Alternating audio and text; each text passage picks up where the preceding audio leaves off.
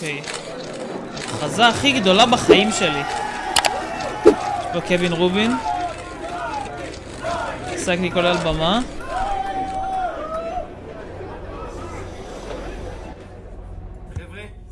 זיגי. סרבי, ראיתי שם ברקע. את הסולטיז.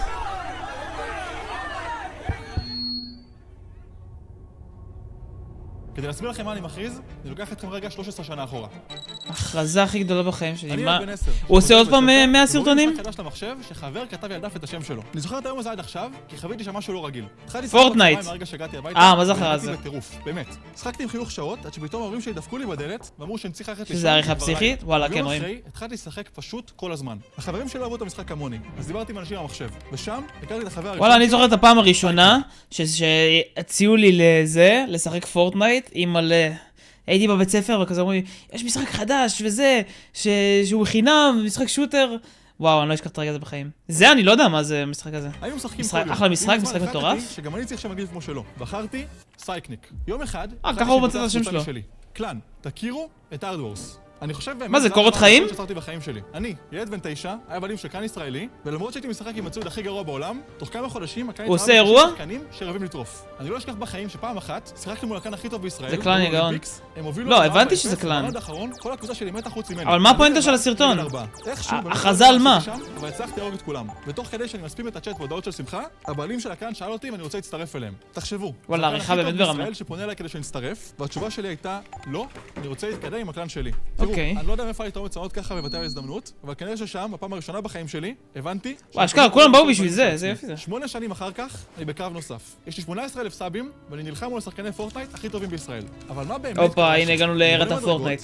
ומטפס לאיזה בקתה קטנה שאני רואה להדר. התחבאתי שם, חיכיתי שאנשים ימותו, ואז קרה דבר שעד היום אין לי הסבר אליו. שלושת השחקנים האחרונים נמצאים בקרב בנייה על ההר. כאילו זה חלק מההיסטוריה שלו. תוך כדי שהם נופלים, אחד מהם נותן סנייפ לבן אדם שמפיל. ביי אורי, תהנה. כולם אשכרה מתים חוץ ממני. תראו, אני לא חושב שהבנתי אז כמה הרגע הזה שינה לי את החיים. עליתי מ-100 צופים ל-1200 תוך שנייה. כולם רצו לראות מי הזומבית שניצח 0 הריגות. מטורף. לא הייתי ברגע הזה, אני לא ראיתי את הטורניר הזה. ראית את ה-AI? לא, אני מושג מה אתה מדבר. ומשם הערוץ שלי טס, באמת. הגעתי ל-100,000 רשומים, קיבלתי פליי בטון, הכל היה מושלם עד שהתגייסתי. בוא'נה, איזה... שהוא יסר במחשב ולא ראיתי. הייתי מצב גרפי בצבא, שזו דרך יפה להגיד שהכנתי מחברות כל יום, כל היום, למשך 2 ו8 חודשים. זה תפקיד משעמם, אבל הוא די קל. הבעיה הייתה שבזמן הצבא פשוט הפכתי לחייל. כמעט 3 שנים שבקושי... לא נכון! רגע, הוא עבר... וואי, בצבא הוא הפך לחייל? מה? הייתי סרטונים. הרגשתי רע, ופשוט ספרתי את הימים עד השחרור. אני משתחרר בעוד שנה בדיוק. למשך כל השירות חשבתי... לפחות הוא היה בצבא, ולפחות הוא עשה שירות מלא, כל הכבוד לו.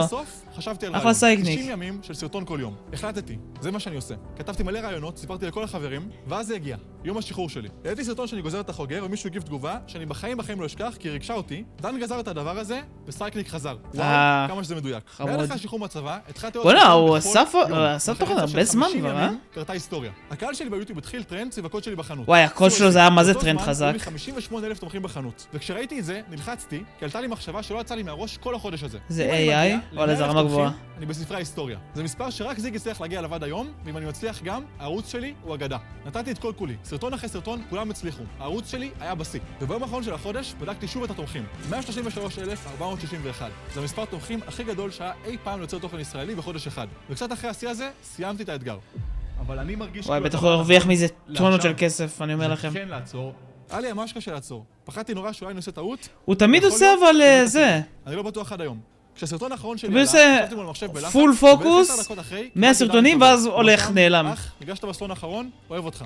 לא יודע למה. למה הוא לא פשוט מעלה קבוע? התחלתי לבכות. אני זוכר שפשוט לא הבנתי איך כל הדבר הזה קרה. לפני שניה הייתי חייל עצוב שהכל מתפרק לו, ועכשיו אני מסיים את הפרויקט הכי גדול שעשיתי בחיים. ואני לא חושב שסיפרתי את זה יותר מדי, אבל זה שלח אותי למקום מאוד מבלבל. עצרתי לגמרי עם הסרטונים וממש פחדתי לחזור. איזה מספרים יהיו לי עכשיו? מספרים של סרטון כל יום, או מספרים של הערוץ שלי בצבא? בערך חצי שנה שאני חושב שלא הייתי פעיל כמעט בכלל. טסתי לחו"ל, וציינתי שם את אחד הסרטונים אחר כך. סבבה. הוולוג של רונלדו. הסרטון הזה היה מיוחד בשבילי, כי כל כך פחדתי לחזור ליוטיוב, ובסוף מתי הוא פגש את רונלדו? מטורפת. זה אמיתי או שזה קליק בייט?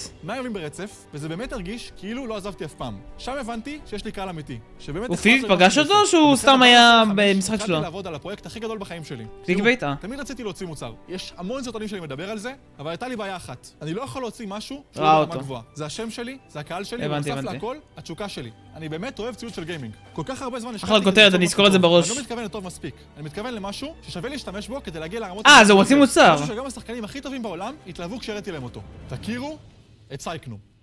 סייקנום. זה סטאפ? אז כן, אני מתחיל מותג גיימינג חדש. יש לנו כבל מסולסל, פד לעכבר ומקלדת, שהיא באמת באמת מושלמת. יש לה סוויצ'ים מגנטיים, שאפשר... נראה טוב. 0.05 מילימטר, ומהירות קליטה שעד 8,000 הרץ. עבדתי על זה יותר משנה שלמה, וסוף סוף אני יכול... וואלה, נראה טוב, את האמת. המוצרים נמצאים באתר עכשיו, סייקנום.co. צבע יפה, כאילו. וזה מוצר שממש מתאים לצופים שלו. וזה כאילו לא סקאם, שאלה כמה זה עולה, כן? אבל כאילו... את האמת שלהוציא מוצר נראה חריף. כאילו אם הייתי צופה בסייקניק והייתי כאילו ילד שצופה בו וזה, והייתי צריך מקלדת, ברור שאני אקנה מקלדת. זה לא כמו סתם דופקים לך סקאם על איזה משהו, כאילו זה באמת מוצר איכותי. גם הפד אני רואה שהוא איכותי. וואלה סחטן. אחלה מוצר.